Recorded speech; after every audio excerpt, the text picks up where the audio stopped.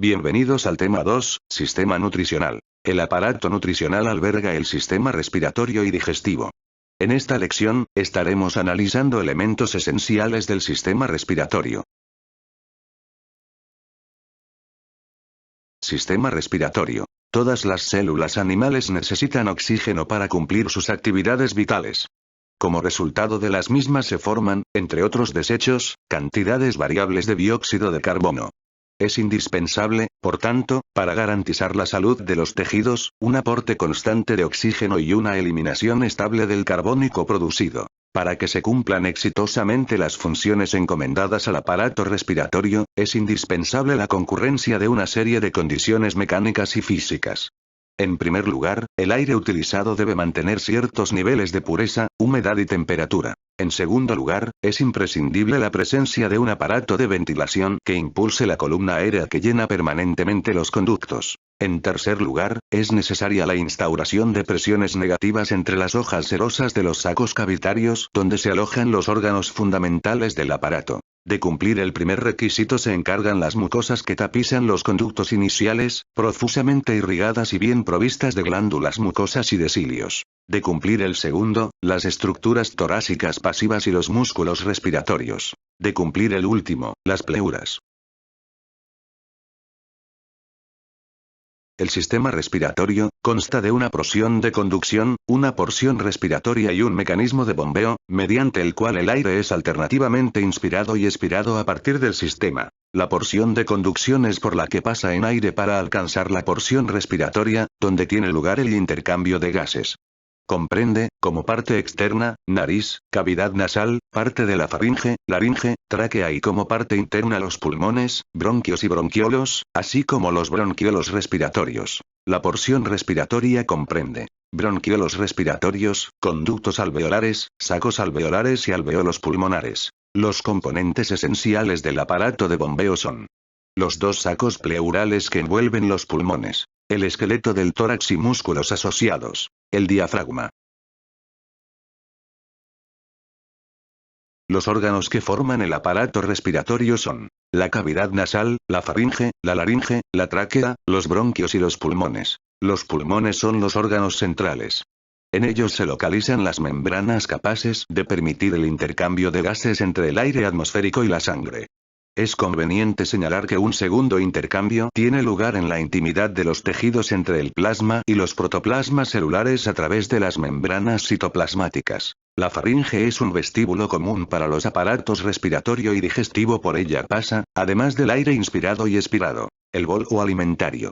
Debido a su comunicación con la boca, esa cavidad, en determinadas circunstancias, en casi todas las especies, puede desempeñar una función respiratoria vicariante. Cavidad nasal. Las dos cavidades nasales ocupan gran parte de la cara, pues se extienden caudalmente hasta el septo óseo transverso en el extremo rostral de la cavidad craneal. O sea, es un pasaje longitudinal que se extiende a lo largo de la parte superior de la cara, por encima de la cavidad bucal y por delante de la craneal. Está separada de la cavidad bucal por el paladar duro, de la cavidad craneal por el hueso etmoides. Se comunica con esta última por medio de los múltiples agujerillos de las láminas cribosas. Las paredes de la cavidad nasal están formadas por todos los huesos de la cara, excepto el mandibular y el ioides. Las fosas nasales se comunican con el exterior por medio de los orificios anteriores u hollares.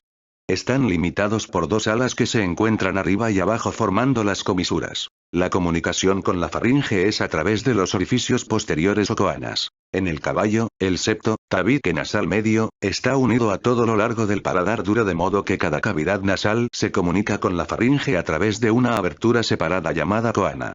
En otras especies como el bovino y el perro, la porción caudal del septo no llega a unirse al paladar, y los dos lados comparten una sola abertura. En el interior de cada cavidad nasal es necesario distinguir cornetes y meatos que la hacen anfractuosa y estrecha. Los cornetes son dos, uno dorsal y otro ventral. Los meatos son los angostos espacios que se abren entre ellos. De acuerdo con su posición se designan con los nombres de dorsal, medio y ventral. Se describe, además, un cuarto meato, el nasal común, colocado entre el lado medial de los cornetes y el tabique nasal. En la parte más profunda de cada cavidad nasal, en su parte dorsal, se distinguen también cornetes y meatos etmoidales, que constituye la masa lateral del laberinto del hueso etmoides.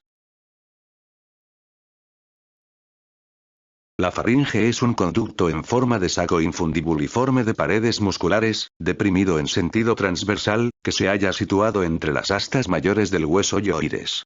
Su parte anterior, más ancha, se comunica con las fosas nasales y con la cavidad bucal. Su parte posterior, estrecha, se continúa con el esófago. Por su carácter vestibular, la faringe posee 7 orificios de comunicación.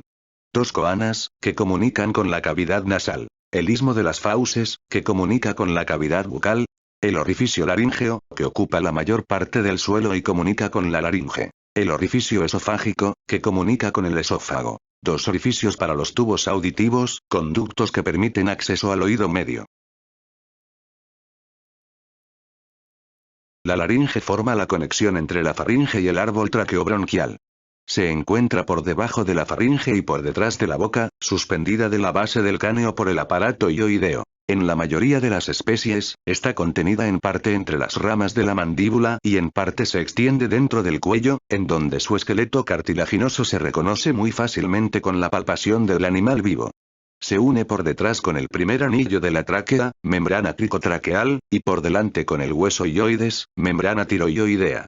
Debido a su conexión con la lengua y el aparato hyoideo, la laringe cambia su posición cuando el animal deglute. El orificio de entrada de la laringe, situado en el suelo de la faringe, está limitado por delante por la epiglotis, por detrás por los cartílagos aritenoides y a cada lado por los pliegues aritenoepiglóticos. En las paredes de la laringe, a cada lado, se observan pliegues lineales simétricos que hacen relieve en la cavidad del órgano. Son las cuerdas vocales. Tomándolas como puntos de referencia podemos dividir dicha cavidad en 3 partes para su estudio: vestíbulo, glotis y compartimiento posterior. El vestíbulo se extiende desde el orificio de entrada hasta las cuerdas vocales. La glotis es un espacio muy estrecho, central, limitado por las cuerdas vocales y las caras mediales de los cartílagos aritenoides. El compartimiento posterior se extiende desde las cuerdas vocales hasta el orificio de comunicación con la tráquea. En las paredes del vestíbulo se advierten las llamadas cuerdas vocales falsas, pliegues mucho menos marcados que aquellos que constituyen las verdaderas. Cavidad torácica o pectoral. Es la segunda de las cavidades del cuerpo. Presenta para su estudio techo, suelo, paredes laterales, pared posterior y un gran orificio de entrada. El techo está formado por las vértebras torácicas, ligamentos y algunos músculos. El suelo, por el esternón, los cartílagos de las costillas externales, ligamentos y un músculo transverso torácico. Las paredes laterales, por las costillas y los músculos intercostales. La pared posterior, oblicua y convexa, por el diafragma. El orificio de entrada está limitado, por arriba, por el cuerpo de la primera vértebra torácica y lateralmente por el primer par de costillas. Da paso a los músculos largos del cuello, al esófago, a la tráquea y a vasos y nervios importantes. El diafragma presenta, de arriba a abajo, los siguientes orificios que permiten la comunicación entre las cavidades torácica y abdominal. El hiato aórtico, para la arteria aorta, la vena ásigos o hemiásigos y el conducto torácico. El hiato esofágico, para el esófago y los troncos dorsal y ventral del nervio vago. El agujero de la vena cava, para la vena cava caudal. Además, dorsalmente, el borde del diafragma, entre el pilar que establece su inserción lumbar y la que corresponde a la última costilla, cruza la cara ventral del músculo psoas sin unirse al mismo. A ese nivel las cavidades torácica y abdominal solo están separadas por la pleura y el peritoneo y escasa cantidad de tejido areolar. El espacio así formado recibe el nombre de arco lumbocostal por donde pasa el cordón del gran simpático y el nervio esplácnico. Mediastino. El mediastino torácico es una especie de pasaje sagital, algo desplazado hacia la izquierda, que comienza en la abertura craneal del tórax y termina en la convexidad del diafragma. En sentido dorsoventral se extiende desde el techo hasta el suelo de la cavidad. El corazón, envuelto en un saco fibroseroso llamado pericardio, ocupa el centro del mediastino. La presencia del corazón determina, en primer lugar, el desplazamiento hacia la izquierda del mediastino y la menor capacidad en la cavidad de ese lado. En segundo lugar, su división en 3 compartimientos: mediastino craneal, mediastino medio y mediastino caudal. El mediastino craneal comienza en la abertura craneal del tórax y termina en la cara craneal del pericardio. El mediastino medio está ocupado por el corazón. El mediastino caudal se extiende desde la parte caudal del pericardio hasta la convexidad del diafragma. En el mediastino, además del corazón, se encuentran vasos y nervios importantes y órganos conductores como el esófago y la tráquea. Tráquea. La tráquea es un conducto permanentemente abierto debido a la presencia de una serie de anillos cartilaginosos que forman sus paredes. Se origina en la laringe, en la parte alta del cuello, y termina a nivel de la base del corazón, en plena cavidad torácica. De acuerdo con su recorrido puede ser dividida en dos segmentos, cervical y torácico, tomando como punto de referencia la entrada del tórax. El segmento torácico de la tráquea, corre hacia atrás por el mediastino anterior y el mediastino medio en donde, por encima de la aurícula izquierda del corazón, se divide en bronquios. A ambos lados se observan las partes anteriores de los sacos pleurales que encierran los vértices pulmonares. La tráquea está constituida por anillos de cartílago hialino, incompletos dorsalmente en algunas especies, que se unen por medio de una membrana elástica. Los llamados ligamentos anulares traqueales no son más que las porciones de esa membrana que se extienden en los espacios limitados por los bordes de los anillos. En el caballo se observan fibras musculares en la parte dorsal del conducto que tienen cierta actividad constrictora. Bronquios. Inmediatamente por encima de la aurícula izquierda del corazón, como ya se ha señalado, la tráquea se bifurca en dos bronquios, uno derecho y otro izquierdo. Cada uno de ellos se dirige hacia atrás y afuera del hilio del pulmón correspondiente. En los rumiantes y los cerdos nace un bronquio traqueal separado proximal a la bifurcación traqueal y de manera separada también ventila el lóbulo craneal del pulmón derecho. Pulmones. Los pulmones, uno derecho y otro izquierdo están invaginados cada uno dentro del saco pleural correspondiente y están libres, excepto en los ilios, en donde se fijan al mediastino. No tienen tamaño fijo o forma, ya que se adaptan a los cambios respiratorios en las dimensiones del tórax. Los pulmones están situados en la cavidad torácica, a la derecha y a la izquierda del mediastino, encerrados en los sacos pleurales correspondientes. El pulmón derecho es más voluminoso que el izquierdo, sobre todo en sentido transversal, debido a la presencia y a la posición peculiar del corazón. Cada pulmón presenta para su estudio dos caras, una base, un vértice y tres bordes. Una de las caras es costal por su relación con las costillas y, por ende, con los espacios y los músculos intercostales. La otra es mediastínica y mantiene relaciones más o menos inmediatas con los órganos y estructuras contenidos en el espacio de ese nombre. La base, también llamada cara basal o cara diafragmática por algunos autores, se adapta a la convexidad del gran músculo respiratorio. El vértice recibe también el nombre de ápice.